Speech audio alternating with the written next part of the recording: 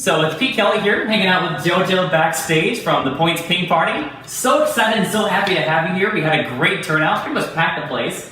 And yeah, this is great. You just have your new album that just came out, Mad Love, came out this past Friday. Already doing phenomenal on iTunes right now, number 2 overall, I believe at the current moment. And Still number 1 on Pop. So. Yep, number 1 on Pop. And we're doing this as of Monday, so hopefully it's going to be higher by the time you're seeing this right now. So it's absolutely crazy, the turnout for here. People have been hitting us up on the DMs, and like the last 2 weeks, ever since we announced it, tons of JoJo fans out there. And it's been like, what, 10 years since your last album that came out? Yeah, but I have been definitely busy in the past 10 years.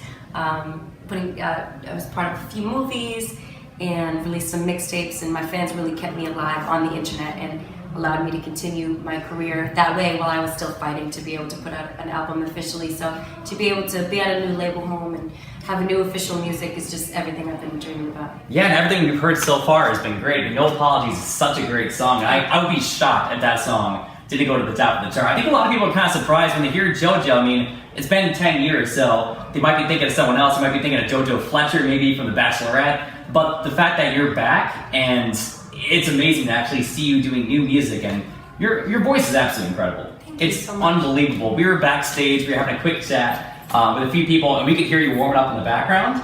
And I mean, there was multiple walls in between here, and we could hear you just piercing through the walls with your voice. It was unbelievable. Thanks. So it's incredible. So off your new album right now, which is, you can get that right now on iTunes or in stores.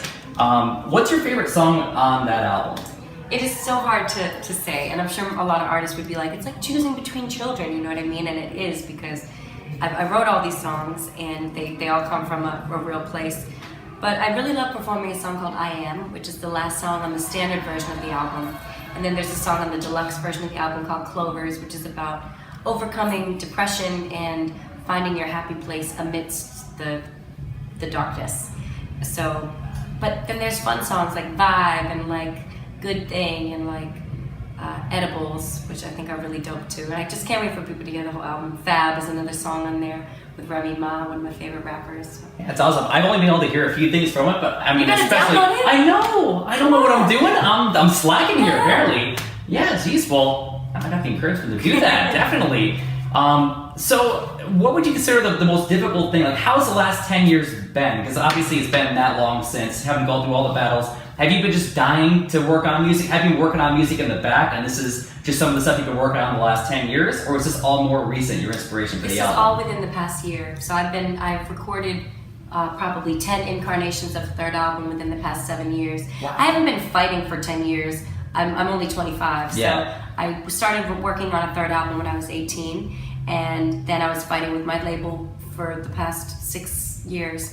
And but all this material is new because I went on tour at the end of last year, went through a lot of situations in my personal life that really kept me, that really brought me to a place where I was totally inspired, ready to go back in the studio. So Mad Love is a representation of really the past couple of years. Awesome. And how long do you think it's going to be until you start working on the next album? Because I mean, obviously it's maybe a little too soon to start looking into that, but I mean, I'm sure your fans, they're going to be just ripping through this album over and over, repeat. So how much time do you think you want to give yourself until you start working on the next album? I'm already thinking about the next album, honestly. I'm so excited to take this album on the road. We're actually going to start the Mad Love tour early 2017.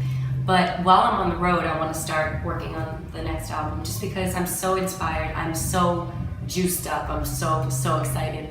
So just want to kind of stay in the practice and stay in the habit. So there's certainly never going to be another 10-year gap. Yeah, hopefully not. And you've been doing a lot of stuff around too. You've been, I saw you did something with Lady Gaga, or that you were around the same part that she was doing something. So maybe not. Maybe you're in the same area as her. I remember seeing that. But you've been all over. I mean, you've been in Boston. You've been traveling all over. What's your favorite place? I mean, besides Albany, of course. Right. What's your favorite place that you've traveled in the last few weeks promoting Mad Love? If you asked me where I was in the past few weeks, I would completely fail because Just a blur. Quite honestly, man, I've been in at least one city every day. So today I was in 2 or 3 cities. So that's what's cool about, like, on my Snapchat, you can kind of see where I am and kind of get a taste that as much as what I do is the best job in the world, it's not glamorous, we're really grinding it out. But I would say, surprisingly, like, there's some places that you wouldn't think would be really cool, but like I went to Louisville, Kentucky, and I got to go to the Muhammad Ali Museum, and I loved that. And I got to try some bourbon while I was there. So I like to find different things about each place and get to explore. And I'm gonna have a nice meal in Albany tonight. Albany, sorry, I keep saying Albany. It's so annoying. But there's something to like about pretty much every city you go to. You just gotta keep your eyes open. Yeah. And the final question, I guess, you're originally from Massachusetts, of course. Have you been able to get a chance, because you just went from Boston today to here, were you able to get a chance to stop by and see family at all? Have you been able to stop by your hometown at all in that period of time, or has it just been too much of a whirlwind to be able to do that? Actually, so the Patriots Stadium is at Foxborough, Massachusetts, and that's where I spent the majority of my years growing up, even though I've been bouncing around for so long. So I got to see a lot of my family. They came to the game, and then me and some of my band and my crew went over to my aunt's house, and we just hung out and ordered Chinese food after, so it was really nice. Ah, that's awesome.